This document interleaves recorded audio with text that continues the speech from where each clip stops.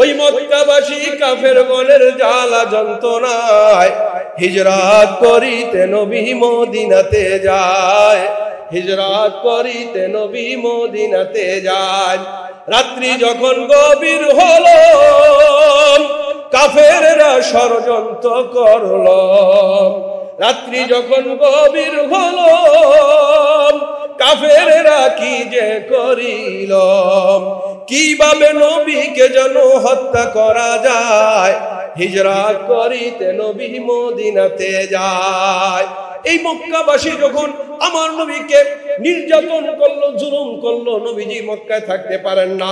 10 বছর পরে যখন 10,000 সৈন্য বাহিনী মক্কা বিজয় করে, এবার যখন আমার নবীজি প্রেসিডেন্ট হয়ে যখন মক্কার ভেতরে আসলো, এবার মক্কার ভেতরে আসার পরে সবাই আমার নবীজির পা ধরে আমাকে ক্ষমা করে দেন, ক্ষমা করে দেন। আমার নবী হলেন এই গুনাহটা যখন গোপন থেকে প্রকাশ্যে এমন ব্যক্তির সামনে করে, যেই ব্যক্তির ক্ষমতা আছে এই গুনাহটাকে প্রতিরোধ করার, ওকে শাসন করার ক্ষমতা আছে, কিন্তু সে শাসন করলো না, সে তাকে ছেড়ে দিল, তো ওই ব্যক্তি গুনাহ করতে থাকলো। তো আল্লাহ তাআলা এই প্রেক্ষিতে আল্লাহ তাআলা এই গজবটা নাজিল করেন।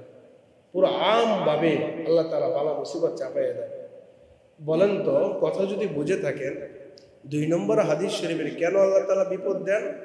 যখন একটা গুনাহ গোপনে করে এই কারণে আল্লাহ তাআলা আযাব দেন না, যখন এই গুনাহটা প্রকাশ্যে মানুষের সামনে করে, ওই মানুষের ক্ষমতা আছে গুনাহটার প্রতিবাদ করা, ওকে 2টা রাগ চাপ দেওয়ার মতো ক্ষমতা আছে, কিন্তু তিনি যখন দেন না তখনই আল্লাহ তাআলা অনাবৃষ্টি, বিভিন্ন গজব আল্লাহ তাআলা নাজিল করেন। বলেন নাউজুবিল্লাহ।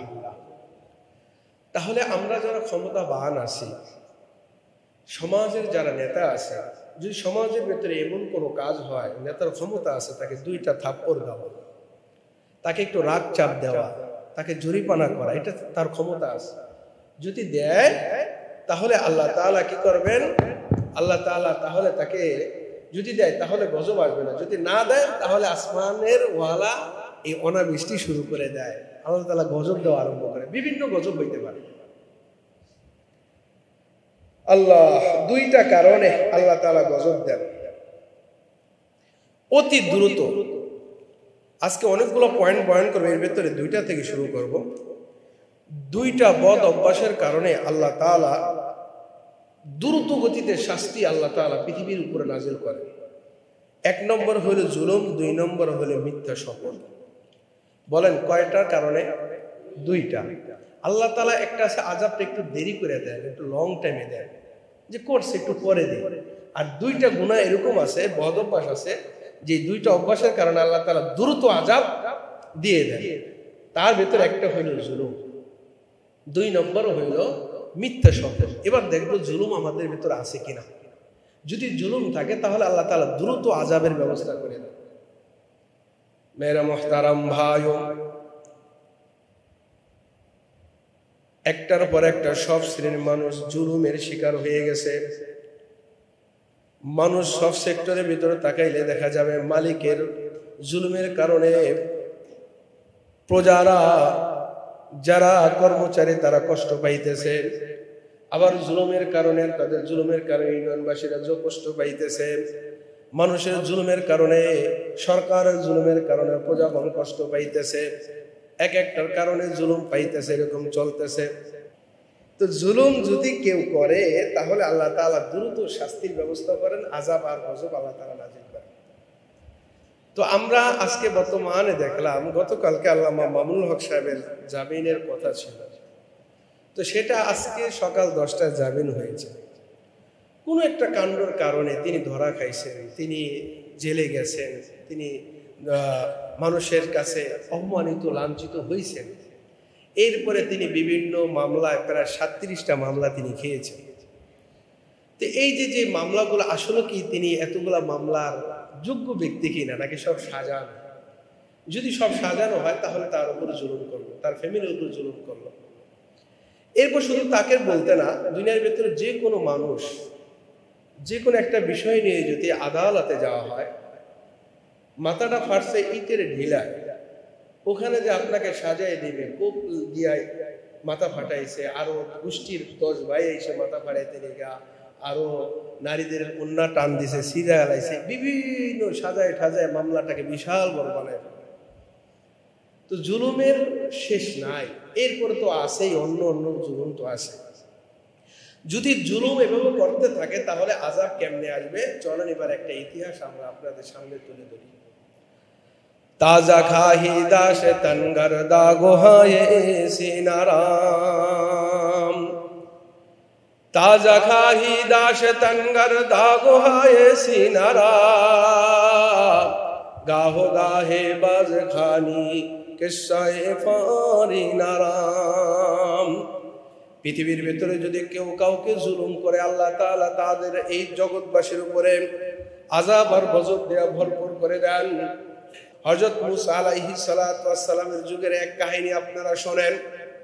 এই মুসা আলাইহিস সালাতু ওয়াস সালামের যুগে যখন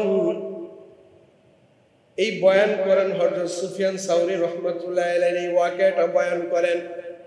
বনি ইসরাঈলরা যখন আলেম ওলামাদের উপরে একজন আরেকজনের উপরে জুলুম করা শুরু করে দিল, বনি ইসরাঈলের ভিতরে যখন একজন আরেকজনের উপরে জুলুম নির্যাতন শুরু করে দিল, সুফিয়ান সাউরি রাহমাতুল্লাহি আলাইহি বয়ান করেন আল্লাহ তাআলা ওই বনি ইসরাঈলের উপরে 7 বছর দুর্ভিক্ষের আযাব আল্লাহ নাযিল করে দিলেন। বলেন নাউজুবিল্লাহ। কয় বছর? 7 বছর দুর্ভিক্ষ। এই দুর্ভিক্ষের কারণে মানুষগুলা ডাস্টবিনে ময়লার পোকামাকড় খাইয়া খাইয়া ময়লার গুলা তালাশ কইরা কইরা মানুষ কি করত? নিজের জান প্রাণ বাঁচাইত। ময়লার কোনো স্তূপ ছিল না, ময়লার কোনো ডাস্টবিন ছিল না, যে ময়লার ভেতরে কোনো একটা পোকা ছিল, যে পোকাটা বনি ইসরাঈল লোকেরা তালাশ করে খায় নাই। জঙ্গলের ভেতরে যাইতো ফল পাকড়া খাইতে, কোনো ফল পাকড়া ছিল না। পাহাড়ের উপরে উঠতো কিছু ফল পাকারি খাইতে, কিন্তু পাহাড়ের উপরে কোনো ফল পাকারি ছিল না। হযরত মুসা আলাইহিস সালাতু ওয়াস সালামের উপর আল্লাহ তাআলা ওহী নাযিল করলেন, এ মুসা আলাইহিস সালাম, তুমি তোমার বান্দাদেরকে, তুমি আমার বান্দাদেরকে বলে দাও, তারা যদি পাহাড়ে উঠতে উঠতে উঠতে উঠতে আসমান পর্যন্ত উঠে যায়, দোয়া করতে করতে যদি তাদের চোখের পানি এবং মুখের পানি যদি শেষ হয়ে যায়, হাত লম্বা করতে করতে যদি আসমানে উঠাইয়া ফেলে, তারপরেও আমি কোনোদিন আমি তাদেরকে বৃষ্টি দিব না, খানা দিব না, দুর্ভিক্ষ দিয়ে দিব, যতক্ষণ পর্যন্ত না আলেমদের উপরে যতক্ষণ পর্যন্ত না একজন আরেকজনের উপরে জুলুম ওরা করতেছে, জুলুম যতক্ষণ পর্যন্ত বন্ধ না করবে ততক্ষণ পর্যন্ত আমার এই আযাব চলতেই থাকবে। নাউজুবিল্লাহ। কেন আযাব হলো বলেন তো? একজন আরেকজনের উপরে জুলুম করার কারণে। কয় বছর? 7 বছর অনাবৃষ্টি, কোনো খানা পিনা নাই। ডাস্টবিনের ময়লা পোকাগুলা তালাশ করে খাইতো মুসা আলাইহিস সালামের ওই যুগের উম্মত গুলা, এই একজন আরেকজনের উপর জুলুম করার কারণে। 2 নম্বর হইল যদি মিথ্যা সাক্ষী দেয়। আজকে মিথ্যা সাক্ষী ভরপুর হয়ে গেছে দুনিয়ার ভেতরে। এই 2টা জুলুমের কারণে আজকে অনাবৃষ্টি শুরু হয়েছে। আজকে বৃষ্টির জন্য সারা দুনিয়ার মানুষ কান্নাকাটি আরম্ভ করতেছে, আলেম ওলামারা দোয়া করতেছে, আবার আমরা আলেম ওলামাদেরকে অপবাদ দেই। আলেম ওলামারা যদি ভালো হইতো, দোয়া করলে দোয়া কবুল হইতো, দোয়া কেন কবুল হয় না? আল্লাহ তাআলা তো আগেই বলে দিয়েছেন যে দোয়া করবা, দোয়া কবুল হবে না যতক্ষণ পর্যন্ত না জুলুম বন্ধ না করে, যতক্ষণ পর্যন্ত না সৎ কাজের আদেশ অসৎ কাজের নিষেধ না দেয়, ততক্ষণ পর্যন্ত এক সময় আসবে দোয়া করবে, দোয়া কবুল হবে না। এটার হইল মূল কারণ হইল যে আমরা জুলুমটাকে বেশি বাড়াই দিচ্ছি। এই জন্য মিথ্যা সাক্ষী আর জুলুম, এই 2টা জিনিস যদি আমাদের কন্ট্রোল হয়ে যায়, এটা যদি বন্ধ করে দেই, ইনশাআল্লাহ আজিজ রাসূলের আরেকটা হাদিস যে আমার বান্দারা যদি আমার ইতাআত করে, আমার বন্দেগী করে, তাহলে বান্দারা রাতের বেলা ঘুমিয়ে যাবে। রাতের বেলা আল্লাহ তাআলা বৃষ্টি দিয়ে তাদের ঘুমকে সুন্দর করবেন, ফসলকে ভিজিয়ে দিবেন, আর দিনের বেলা সূর্যের আলোকে এত সুন্দর করে দিবেন স্বাচ্ছন্দ্যভাবে যেন তারা উপার্জন করতে পারে। এটা রাসূলের হাদিস। আল্লাহ তাআলা এই ব্যবস্থা করে দেন। বলেন সুবহানাল্লাহ। যদি আল্লাহ তাআলার ইবাদত বন্দেগী করে, আর যদি না করে তাহলে আল্লাহ তাআলা এই গজবগুলা দিয়ে দিবেন। মেরে মুহতারাম ভাইও, আল্লাহ তাআলা আযাব গজব আরো অনেক নাজিল করছেন মুসা আলাইহিস সালাতু ওয়াস সালামের জামানায়। মুসা আলাইহিস সালাম ছিলেন দুর্বল, বড় অস্ত্র শস্ত্র বাহিনী ছিল না, কিন্তু ফেরাউন বড় শক্তিশালী বাহাদুর ছিল। ফেরাউন যখন মুসা আলাইহিস সালামের উপর জুলুম শুরু করে দিল, তার কর্মীর উপর জুলুম শুরু করে দিল, আল্লাহ তাআলা দ্রুত শাস্তির ব্যবস্থা করে দিলেন। যেটা হইল, মুসা আলাইহিস সালামকে যখন জুলুম করতে করতে যখন বিদায়ের এক প্রান্ত হয়ে গেল, মুসা আলাইহিস সালাম রাতে যখন দেশ ছেড়ে দেশান্তরিত হওয়ার জন্য রওনা আরম্ভ করে দিল, তখনও ফেরাউন কর্তৃক আযাব আর নির্যাতন যখন বন্ধ করলো না, পিছনে ধাওয়া করলো, আল্লাহ তাআলা বলেন না না না, আর দেরি সহ্য করা যায় না। আল্লাহ তাআলা তাড়াতাড়ি আযাব নাযিল করলেন। লোহিত সাগর দিয়া, নীল নদ দিয়া মুসা আলাইহিস সালামের বাহিনী পাহাড় হয়ে গেল, আর ফেরাউনদেরকে ওই পানির ভেতরে চুবায়ে চুবায়ে মারলেন জুলুমের কারণে। কথা বলেন ঠিক কিনা?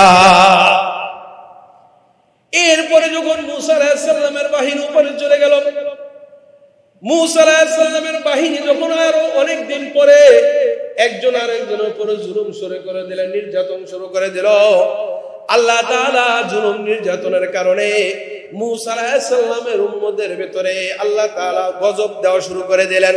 কিছু কিছু বান্দারা যারা গজব, কিছু কিছু বান্দারা যারা জুলুম দিত, জুলুম করত, আল্লাহ তাআলা তাদেরকে কাউকে বানর বানাইলেন, কাউকে শুয়ার বানাইয়া দিলেন। বলেন নাউজুবিল্লাহ। যখন ঈমানদাররা একজন আরেকজনের উপর কি শুরু করে দিল? জুলুম শুরু করে দিল, তখন তাদেরকে কি বানাই দিলেন? বানর আর শুয়ার বানাই দিলেন। এরপরে যখন মুসা আলাইহিস সালামের বাহিনীরা যখন বনী ইসরাঈলরা আরো গুনাহ আরম্ভ করে দিল, তাদের মহিলাদেরকে মারা আরম্ভ করে দিল। এই মহিলাদেরকে মারা আরম্ভ করার কারণে আল্লাহ তাআলা তাদেরকে এমন আযাব দিলেন, 7 বছর পর্যন্ত এমন দুর্ভিক্ষ দিয়ে দিলেন।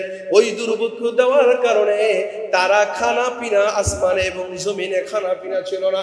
ডাস্টবিনের ময়লা, উপর বাসনের ময়লা টোকায় টোকায় তারা পান করত। মুসা আলাইহিস সালামকে আল্লাহ জানায় দিলেন, ওরা যদি আসমান উঠে যায়, ওরা যদি হাত লম্বা করে আসমান উঠে যায়, চোখের পানি যদি শেষ করে ফেলে, ডাকতে ডাকতে যদি মুখের লালা পর্যন্ত শুকিয়ে যায়, তারপরও দোয়া কবুল হবে না, যতক্ষণ পর্যন্ত না ওরা একজন আরেকজনের উপর জুলুম বন্ধ না করবে। আল্লাহু আকবার। শুধু এটা তাই না, ইব্রাহিম আলাইহিস সালামের কাহিনী আপনারা শুনেন। ইব্রাহিম খলিলুল্লাহ যখন কুনতুম খায়রা উম্মাতিন উখরিজাত লিন-নাস তা'মুরুনা বিল মা'রুফ, যখন সৎ কাজের আদেশ দিয়েছিল, সৎ কাজের আদেশ যখন দিয়েছিল, ওই যে নমরুদ তাকে মারার জন্য অগ্নিকুণ্ড ব্যবস্থা করলো, অগ্নিকুণ্ডের ভিতরে ফালাইলো। আল্লাহ তাআলা বলেন না না, আমার আলেমের উপর যখন জুলুম শুরু করে দিলে আর সহ্য করা যায় না, আল্লাহ তাআলা ইব্রাহিম আলাইহিস সালামের জন্য আগুনকে ঠান্ডা বানাইয়া, ফুলের বাগান বানাইয়া ওখান থেকে বের করলেন। আর ওই নমরুদকে একটা ল্যাংড়া মাশা দিয়া, তার গজব দিয়া তাকে দুনিয়া থেকে বিদায় করে দিলেন। কথা বলেন ঠিক কিনা? এটা জুলুম, এটা জুলুমের কারণে হয়েছে। শুধু তাই না, মুসা আমার নবীজিকে মক্কায় থাকতে দেয় না জুলুমের কারণে, মক্কা থেকে বিতাড়িত করছে জুলুমের কারণে। আমার নবীজি মক্কা থেকে বিদায় হয়ে যাচ্ছেন, তারপর মক্কার মায়া ছাড়তে পারে না। এই জন্য কবির কবিতা লেখছেন, গজল লেখছেন, ওই মক্কাবাসী কাফের গলের জ্বালা যন্ত্রণায় হিজরাত করিতে নবী মদিনাতে যায়, হিজরাত করিতে নবী মদিনাতে যায়। ওই মক্কাবাসী কাফের গলের জ্বালা যন্ত্রণায় হিজরাত করিতে নবী মদিনাতে যায়, হিজরাত করিতে নবী মদিনাতে যায়। রাত্রি যখন গভীর হলো, কাফেররা ষড়যন্ত্র করলো। রাত্রি যখন গভীর হলো, কাফেররা কি যে করিল, কিভাবে নবীকে যেন হত্যা করা যায়, হিজরাত করিতে নবী মদিনাতে যায়। এই মক্কাবাসী যখন আমার নবীকে নির্যাতন করলো, জুলুম করলো, নবীজি মক্কায় থাকতে পারেন না।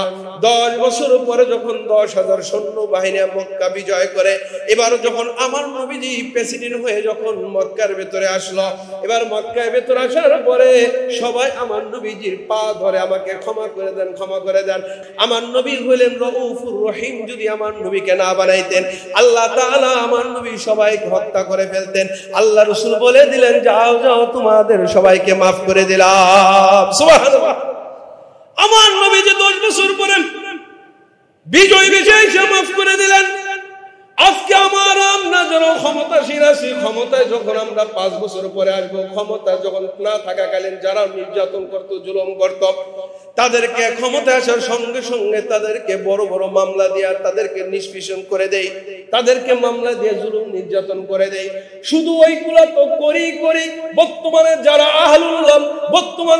আহলুল্লাহ আল্লাহওয়ালা ডাকের কারণে আসমান টিকে আছে, জমিন টিকে আছে, কোরআন হাদিসের চর্চা টিকে আছে। সাইকুল হাদিস ইবনে সাইকুল হাদিস আল্লামা মামুনুল হক সাহেব 37টা মামলা আজকে কত বছর, 3 বছরের বেশি আজকে কারাদণ্ড হইয়া তিনি আজকে সকাল 10টায় বের হইলেন। বলেন তো একজন আলেম যদি এত বছর পর্যন্ত জেলখানায় থাকে, আরো কত কত সাকাওয়াতের রাজি ছিল। আবার আমাদের বড় বড় আলেম ওলামারা এখনো জেলবন্দি হয়ে আছে। যখন পর্যন্ত এই জুলুম নির্যাতন বন্ধ না হবে, আসমানের মালিক ততদিন পর্যন্ত আপনাদেরকে কষ্ট দিবে। বলেন ঠিক কিনা? আরো বড় আযাব আসবে, আরো বড় বড় আযাব আসবে।